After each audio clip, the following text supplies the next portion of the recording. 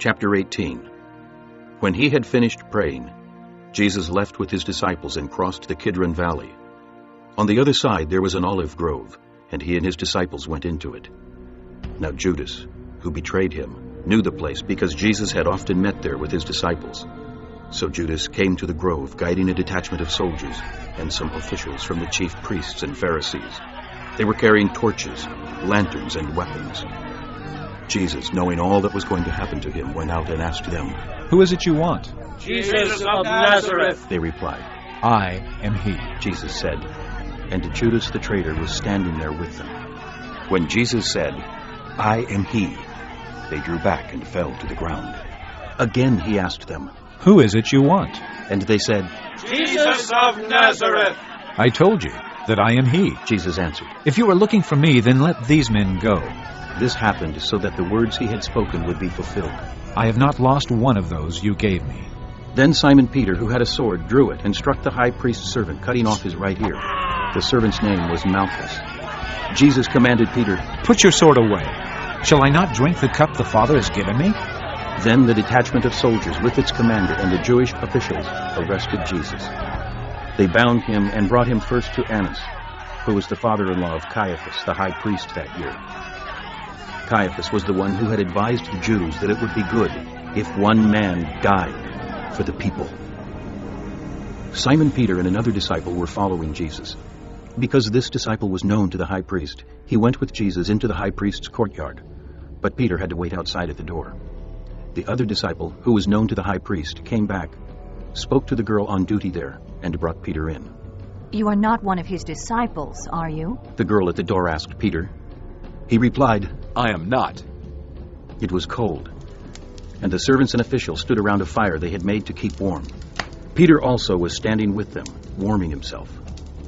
Meanwhile, the high priest questioned Jesus about his disciples and his teaching. "I have spoken openly to the world," Jesus replied. "I always taught in synagogues or at the temple, where all the Jews come together. I said nothing in secret. Why question me? Ask those who heard me. Surely they know what I said." When Jesus said this, one of the officials nearby struck him in the face. "Is this the way you answer the high priest?" He demanded. "If I said something wrong," Jesus replied, "testify as to what is wrong. But if I spoke the truth, why did you strike me?" Then Annas sent him, still bound, to Caiaphas the high priest. As Simon Peter stood warming himself, he was asked, "You are not one of his disciples, are you?" He denied it, saying, "I am not." One of the high priest's servants, a relative of the man whose ear Peter had cut off, challenged him. "Didn't I see you with him in the olive grove?" Again Peter denied it, and at that moment a rooster began to crow. Then the Jews led Jesus from Caiaphas to the palace of the Roman governor. By now it was early morning, and to avoid ceremonial uncleanness, the Jews did not enter the palace. They wanted to be able to eat the Passover. So Pilate came out to them and asked, "What charges are you bringing against this man?" "If he were not a criminal," they replied, "we would not have handed him over to you. Pilate said, "Take him yourselves and judge him by your own law." But we have no right to execute anyone." The Jews objected. This happened so that the words Jesus had spoken, indicating the kind of death he was going to die, would be fulfilled.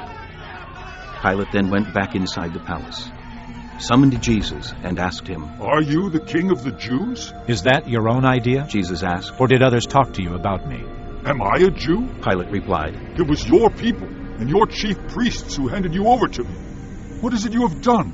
Jesus said, "My kingdom is not of this world. If it were, my servants would fight to prevent my arrest by the Jews.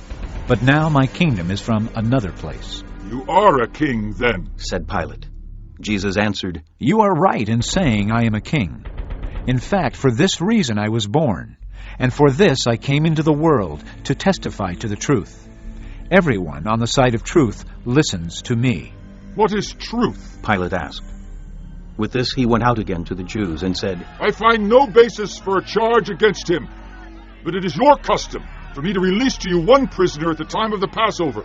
Do you want me to release the king of the Jews?" They shouted back, "No, not him! Give us Barabbas!" Now Barabbas had taken part in a rebellion.